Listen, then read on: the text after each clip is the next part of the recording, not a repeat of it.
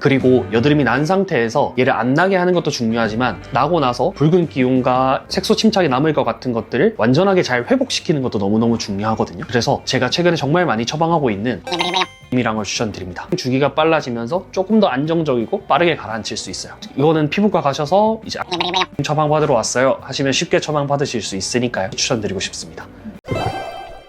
오늘 이 영상을 클릭하신 분들을 보면 얼굴에 여드름 때문에 많이 고민들이 있으실 거예요. 특히나 이게 여드름이 많이 나게 되면 가리려고 화장도 두껍게 하게 되고 그러다 보니 여드름 더 악화되고 이런 고민이 있으신 분들이 많을 텐데요. 사실 여드름 같은 걸 좀 방치하게 되면 좀 시간 지나서 흉이 지고 가볍게 좀 빨개지거나 약간 거무튀튀해지면 그나마 괜찮은데 이게 막 패이게 되고 여드름 흉터가 깊게 남아버리면 사실 치료하기도 굉장히 어렵고 돈도 많이 들고 그만큼 좀 스트레스는 더 커지실 거란 말이에요. 그래서 여드름이 난 단계에서 좀 빠르게 좀 제압할 수 있는 방법들을 알려드리기 위해서 오늘 영상을 준비해봤습니다. 근데 이미 나는 흉터가 생겨버렸어. 그럼 어떻게 해야 되냐? 라는 분들을 위해서 따로 영상을 또 준비했으니까요. 위에 이 링크 클릭하셔가지고 참고해주시면 많은 도움이 되실 것 같습니다.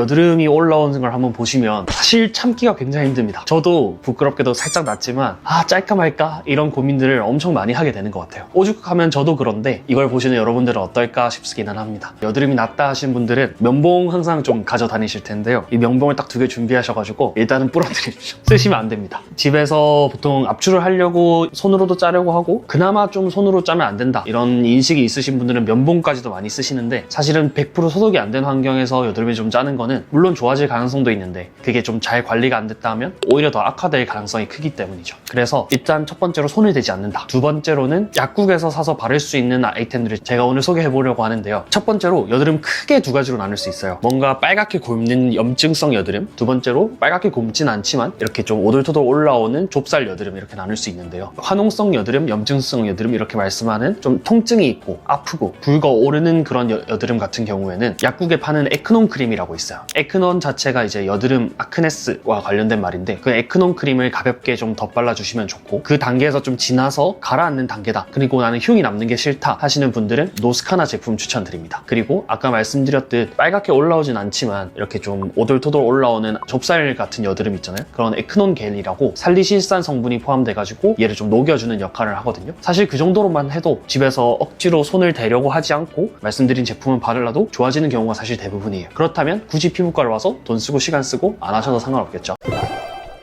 또 중요한 것이 세안을 어떻게 하는지가 되게 중요한데요. 보통 여드름이 많은 분들은 좀 지성 피부일 가능성이 있고 그러다 보면 기름종이도 막 많이 쓰고 세정력이 되게 좋은 걸 써가지고 얼굴을 좀 깨끗하게 하고 싶은 욕망이 좀 있으실 거예요. 근데 가볍게만 생각해봐도 우리 얼굴에 유분기가 싹 사라지면 얘가 건조하다고 인식을 하기 때문에 오히려 더 유분기를 많이 뿜어내려고 하고 그게 또 이제 여드름균이 그걸 먹고 증식하면서 오히려 여드름이 더 안 좋아질 수가 있기 때문이죠. 그렇기 때문에 너무 강한 세안을 하기보다는 좀 약산성에 저자극이 되는 그런 세안들을 해주시고 화장을 하시는 분들 같은 경우에는 또 이중 세안이 필수적인데요. 클렌징 오일 같은 것들을 쓰시다 보면 그 오일이 또 피부 속에 남아가지고 오히려 더 여드름이 안 좋아질 수가 있어요. 그래서 젤 타입의 클렌징을 사용을 해주시고 두 번째로 약산성의 클렌징 폼을 이용해서 이중 세안을 해주시는 걸 추천드립니다.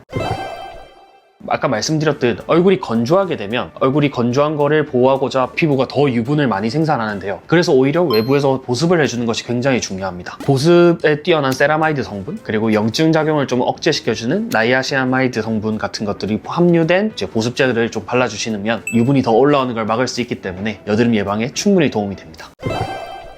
근데 사실 저도 이런 거 다 해보긴 했거든요. 네. 근데 해결이 안 되는 경우가 더 많긴 하더라고요. 그쵸, 맞아요. 네. 이게 해서 되면 사실 좋은 건데 그렇지 않고서는 사실 좀 전문가의 도움이 필요할 수가 있습니다. 일단은 피부과에서도 정말 적극적으로 돈도 많이 쓰고 뭔가 확 좋아지는 그런 치료를 해볼 수가 있지만 사실 저는 좀 스텝 바이 스텝 이렇게 한 단계 한 단계씩 하는 걸 굉장히 좋아하는데요. 가볍게 할 수 있는 치료 먼저 소개를 해드릴게요. 사실 익히 많이들 알고 계시는 압출 관리 같은 것들은 병원에서는 100% 이제 일회용품을 사용하거나 혹은 다회용품이라도 완벽하게 소독이 된 상태에서 압출을 진행하기 때문에 훨씬 위생적이고 깔끔하게 압출 관리를 받으실 수 있습니다. 그래서 짜고 싶은 욕망이 들어도 웬만한 거는 이제 피부과 와서 압출 관리 받으시는 걸 추천드리고요. 두 번째는 이제 보통은 여드름이 많이 나시는 분들은 지성 피부를 가지고 계세요. 얼굴에 유분감이 많다는 뜻인데 사실 이 유분이 여드름균의 먹이가 되면서 여드름이 확 퍼지는 계기가 되기도 하거든요. 그래서 이걸 좀 억눌러 줄 수 있는 약물 치료, 피지 조절제라 불리는 그 약들을 좀 드셔주는 거 괜찮고 그리고 얼굴에 이제 염증이 이미 난 상태이기 때문에 어떤 감염의 이슈가 있을 수 있어요. 그래서 항생제를 좀 같이 복용해 주시거나 아니면 바르는 항생제도 꽤나 좋은 선택이 될 수 있습니다. 그리고 여드름이 난 상태에서 얘를 안 나게 하는 것도 중요하지만 나고 나서 붉은 기운과 색소 침착이 남을 것 같은 것들을 완전하게 잘 회복시키는 것도 너무너무 중요하거든요. 그래서 제가 최근에 정말 많이 처방하고 있는 아크리프 크림이란 걸 추천드립니다. 트리파로텐이라는 성분인데요. 이거는 이제 말이 정말 어려운데 그냥 비타민 유도체를 활용해서 피부의 턴오버 주기를 좀 빠르게 합니다. 그러니까 얼굴에 염증이 나 있고 트러블이 올라온 상태에서 이 성분이 합쳐지면 피부 재생 주기가 빨라지면서 조금 더 안정적이고 빠르게 가라앉힐 수 있어요. 그래서 이거는 피부과 가셔서 이제 아크리프 크림 처방 받으러 왔어요 하시면 쉽게 처방 받으실 수 있으니까요. 일단은 소극적인 치료는 말씀드렸던 압출 관리, 그다음에 피지 조절제랑 항생제 처방, 그리고 좀 잘 가라앉힐 수 있는 아크리프 크림, 이렇게 세 가지 추천드리고 싶습니다.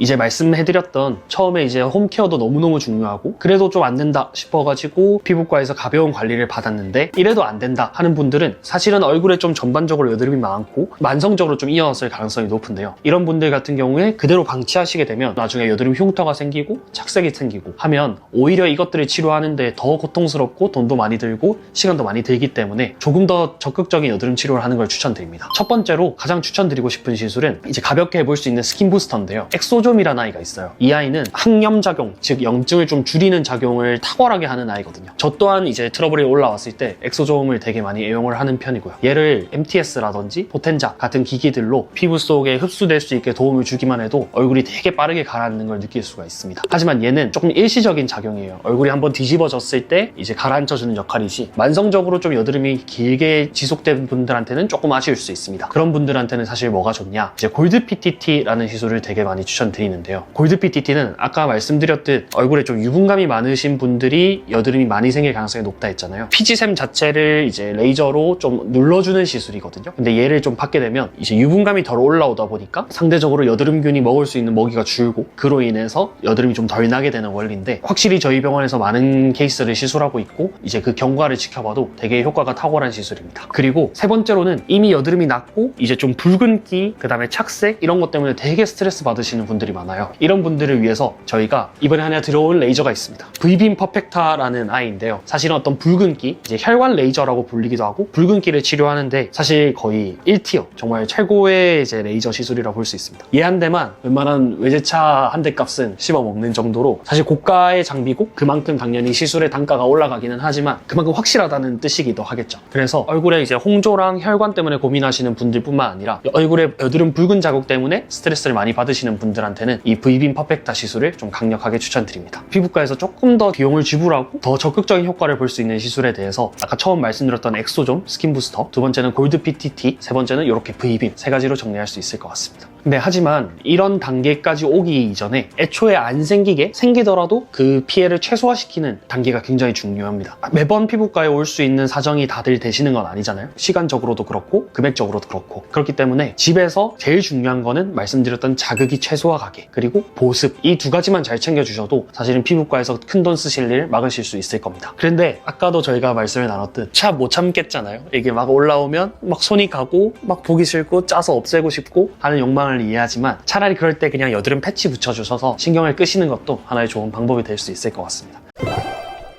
이렇게 여드름 홈케어 방식을 알려드렸고 추가적으로 피부과에서 하실 수 있는 시술도 안내를 드렸는데 그럼에도 불구하고 여드름이 좀 많이 심해졌다 혹은 그거에서 나아가서 흉터가 좀 생기고 좀 패였다 할 때는 여드름 흉터 치료를 조금이라도 빠를 때 받는 것이 굉장히 도움이 되는데요. 그 치료 방법에 대해서 2주에 한 번씩 흉터 치료 라이브 시술을 좀 진행하고 있습니다. 저 또한 라이브 시술 동안 이제 흉터 치료를 받아서 살짝 차오르는 것이 느껴져서 굉장히 기분이 좋은데 아무튼 이 라이브 시술을 통해서 흉터 치료를 어떻게 하는지 알려드리고 좀 더 마음 편하게 다가갈 수 있도록 많은 시도들을 하고 있으니까요. 영상 구독해주시고 지켜봐주시면 좋겠습니다. 이상 다테나 원장 김진우였습니다. 고맙습니다.